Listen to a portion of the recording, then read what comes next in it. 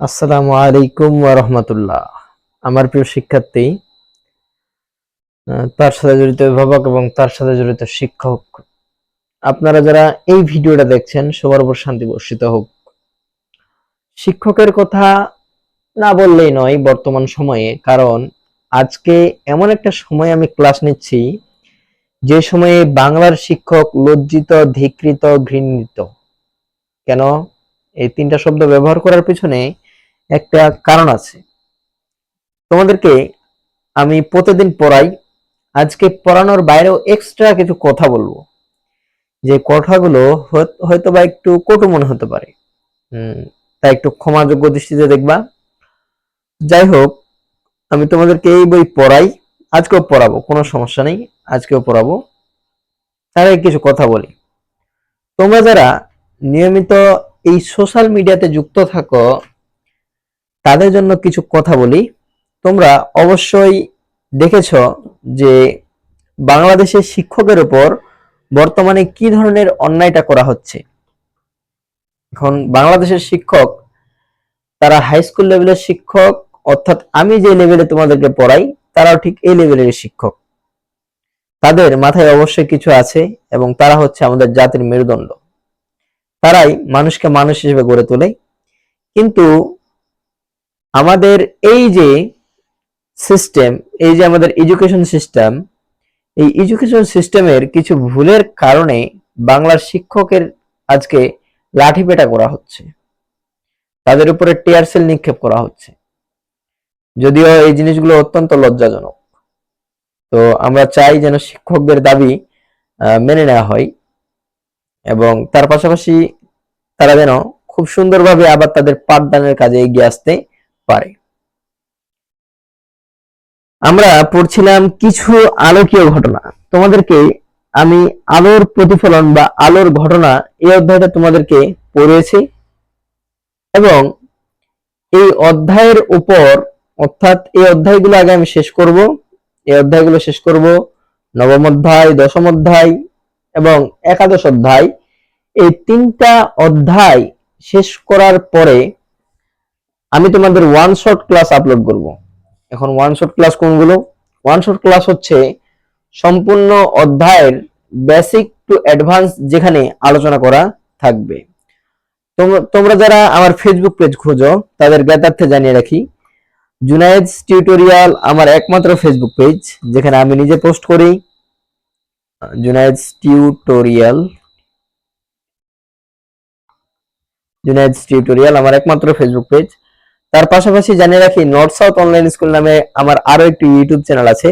তোমরা যারা আমার এই চ্যানেলে যুক্ত হতে চাও, অর্থাৎ তোমাদের একাডেমিক সিলেবাস এর মাধ্যমে শেষ করতে চাও, তোমাদের জন্য এখানে বিশাল বড় একটা সুখবর খুব শীঘ্রই আসতে চলেছে। যাই হোক, বেশি কথা না বাড়াই, আমরা এই অধ্যায়টা নিয়ে আলোচনা করছি এবং আজকে আরো একটু বিস্তার আলোচনা করবো এবং আজকে দিয়ে এই অধ্যায়টা মূলত আমাদের শেষ হয়ে যাবে। এবং এই অধ্যায় শেষ হওয়ার পরে এই অধ্যায়ের আমরা ওয়ান শট ক্লাস, অর্থাৎ সৃজনশীল প্রশ্ন দেখবো, বহু নির্বাচনী প্রশ্নও দেখবো। সেই প্রশ্নগুলো নিয়ে আমরা আলোচনা করব এবং এই প্রশ্নগুলো নিয়ে আলোচনা করার সময় তোমাদেরকে বিভিন্ন স্কুলে আসা প্রশ্ন এবং বিভিন্ন এমসিকিউ তোমাদেরকে আমি শেখাবো, ঠিক আছে? এবং সেটার পিডিএফ সিট এবং নোট আমি দিয়ে দেবো ইনশাআল্লাহ। দেখো, বলছে কিছু আলোকীয় ঘটনা। এতদিন তো পড়লাম যে আলো কি হয়, প্রতিফলিত হয়। আলো কি হয়, প্রতিফলিত হয়। কেমনে প্রতিফলিত হয় স্যার? আলো প্রতিফলন হওয়ার জন্য কিছু জিনিস দরকার। মনে করো এখানে একটা দর্পণ আছে। কি আছে? মনে করো এটা একটা দর্পণ। কথাগুলো একটু মনোযোগ দিয়ে শোনো। এটা হচ্ছে একটা দর্পণ। আমাদের কাজ কি? আমরা এই অংশে পারা লাগাবো। কি লাগাবো? পারা লাগাবো। কারণ দর্পণ হতে গেলে কি লাগে? পারা লাগাইতে হয়। আমরা মনে করো এখানে সুন্দর মতো পারা লাগাইলাম। এখন পারা লাগানোর পরে মনে করো এক লোক কি কাজ করলো, যে সে এইখানে দাঁড়ায় আছে। একটা লোকের চিত্র আমি একটু আঁকি, তাহলে তোমার জন্য ভালো হবে। মনে করো একজন ব্যক্তি কি করছে, এখানে দাঁড়ায় আছে। তো এখানে দাঁড়ায় আছে, এখান থেকে দাঁড়ায় এইদিকে মনে করো যাচ্ছে আলো, এদিকে যাচ্ছে। তো তুমি কি তোমাকে এইখানে দেখতে পাবা নাকি এইখানে দেখতে পাবা, এটা হচ্ছে মূলত বিষয়। এখন লোকটা এখান থেকে নিজেকে ঠিক এইখানে দেখতে পাচ্ছে, ঠিক এইখানে দেখতে পাচ্ছে লোকটা নিজেকে, ঠিক এইখানে লোকটা নিজেকে দেখতে পাচ্ছে এই জায়গায়, আর কিন্তু লোকটা দাঁড়ায় আছে এইখানে। এখন কথা বলা হচ্ছে প্রতিবিম্বটি যে সৃষ্টি হবে এটা কি মূলত এইখানে সৃষ্টি হবে, নাকি এই যে প্রতিবিম্ব এটা ঠিক এইখানে সৃষ্টি হবে, না ঠিক এইখানে সৃষ্টি হবে, এই জিনিসগুলো নিয়ে এখানে আজকে আমরা আলোচনা করব। যাই হোক, আলোচনা চলছে। দেখো, বলছে দর্পণে প্রতিফলন। দর্পণ কি? যার এক পৃষ্ঠ পারা লাগানো এবং অপর পৃষ্ঠে কি, অপর পৃষ্ঠে প্রতিবিম্ব সৃষ্টি হয়, তাকে বলা হয় দর্পণ। বলছে বস্তুর একটি বিন্দু, দেখো এটা হচ্ছে মনে করো লক্ষ্য বস্তু, লক্ষ্য বস্তুর একটা বিন্দু ও, এবং এখান থেকে লোকটা নিজেকে দর্পণে এখানে দেখছে এবং তার প্রতিবিম্ব এখানে সৃষ্টি হয়েছে। এখানে একটা প্রতিবিম্ব সৃষ্টি হবে এবং দর্পণের এই জায়গায় একটা প্রতিবিম্ব সৃষ্টি হবে। এই যে প্রতিবিম্বের ঘটনা, এটাই মূলত দর্পণে ঘটে।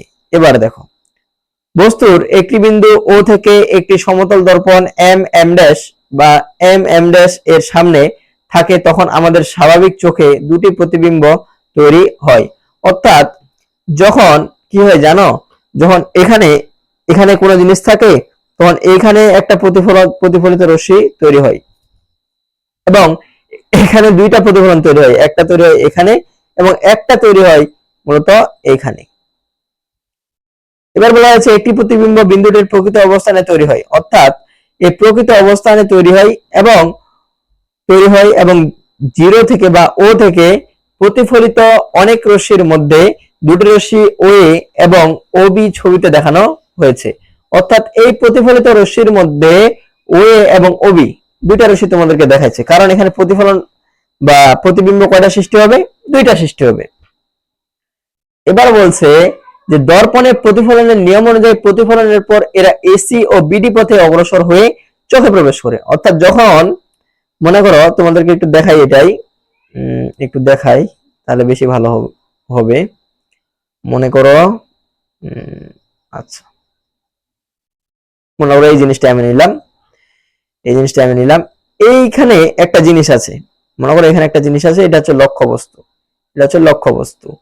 আর এখান থেকে এইখানে একটা বিন্দুতে আলো পড়লো, এর ফলে কি হলো, এর ফলে এই জায়গায় একটা প্রতিবিম্ব সৃষ্টি হবে এবং এই জায়গায় একটা প্রতিবিম্ব সৃষ্টি হবে এবং মূল যে বিন্দু এটা হচ্ছে মধ্যবিন্দু, এটা ঠিক এইখানে। তো প্রতিবিম্ব সৃষ্টি হওয়ার যে ঘটনা, দর্পণে ঠিক এরকমই প্রতিফলন ঘটে। অর্থাৎ একটি হয় দর্পণ থেকে লক্ষ্যবস্তু যত দূরে আছে, দর্পণের মধ্যে লক্ষ্যবস্তু ঠিক তত দূরে একটি প্রতিবিম্ব সৃষ্টি হবে এবং অপরটি প্রতিফলিত হয়ে অন্য স্থানে সৃষ্টি হবে। এবার দেখো, বলা হয়েছে যে পেরিস্কোপে প্রতিফলন। তোমাদেরকে এটা দেখালে তোমরা ঠিক মতো বুঝবা না, তোমাদেরকে আমি একটু ইউটিউবে দেখাই, আসো একটু দেখো। বলা হয়েছে periscope reflection, R E F L E C T I reflection of periscope.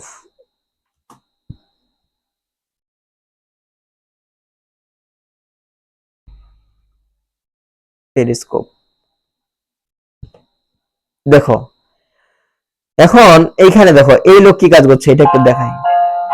আহা, একটু সাউন্ড অফ করে দিই। এবার দেখো পেরিস্কোপে দর্পণের প্রতিফলন এটা কেমন। দেখো এই লোক যখন প্রথমে নিল, অর্থাৎ প্রথমে যখন জিনিসটা নিল, তখন দেখো প্রথমে যখন জিনিসটা নিল তখন জিনিসটা ঠিক কেমন ছিল। দেখো এখানে তখন কিন্তু কোনো আর আলো নেই, দেখো এখানে কিন্তু কোনো আলো নেই। হালকা করে সেখানে একটা লাইট ধরলো, লাইটের আলোটা এখানে গেল এবং এখান থেকে আস্তে করে এদিক যাচ্ছে। এরপরে কি হলো, এরপরে একটু দেখি, এরপরে দেখো আলোর রেঞ্জটা বেড়ে গেল এবং যখন তার আশেপাশের আলোগুলো বন্ধ করে দিছে, তখন এখানে প্রতিফলনটা ঠিক এমন ঘটছে যে পেরিস্কোপ হচ্ছে এমন একটা যন্ত্র যেটা দিয়ে মনে করো দূর থেকে কোনো জিনিস দেখা হয়।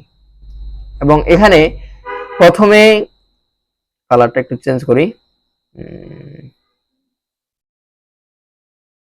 আচ্ছা, প্রথমে দেখো, প্রথমে এখান থেকে লোকটা আলো দিছে এবং এখানে একটা দর্পণ আছে আছে আবার এই দর্পণ থেকে আলো এখানে প্রতিফলিত হয়ে একদম এখানে গেছে, ঠিক আছে। আবার এখান থেকে আলো প্রতিফলিত হয়ে এদিক গেছে।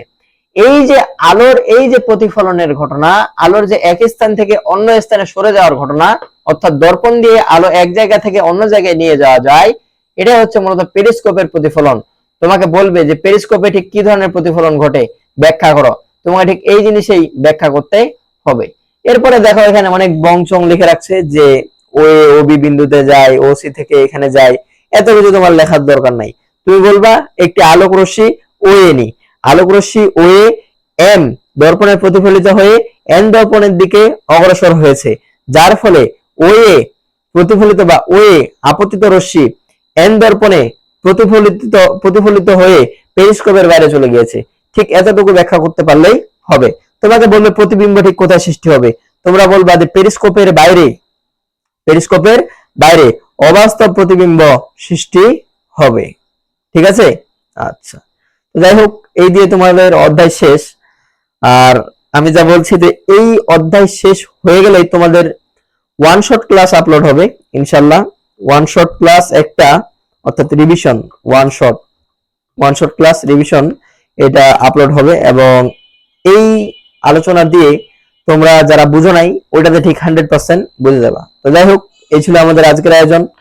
ভালো থেকো, সুস্থ থেকো। আসসালামু আলাইকুম আ রহমতুল্লাহ।